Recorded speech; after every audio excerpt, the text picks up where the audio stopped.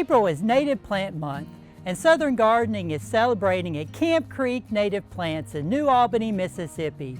To kick off the celebration, let's go over how to properly prune native plants.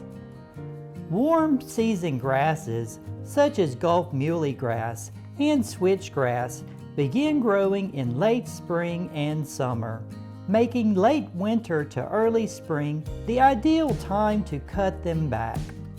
For this small clump of grass, I'm using sharp pruning shears and scissors, but for larger clumps, hedge trimmers or a string trimmer work well.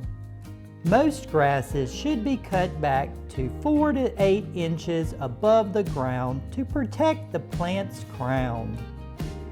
If the grass is particularly thick, trim it in sections for easier handling.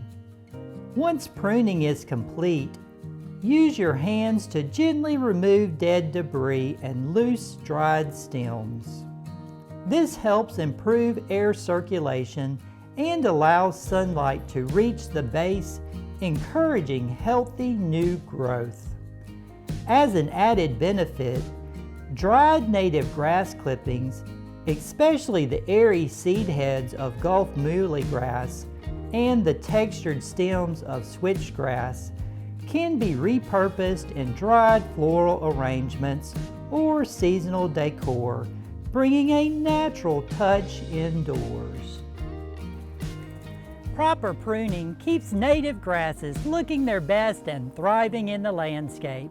I'm Eddie Smith, and I look forward to seeing you next time on Southern Gardening.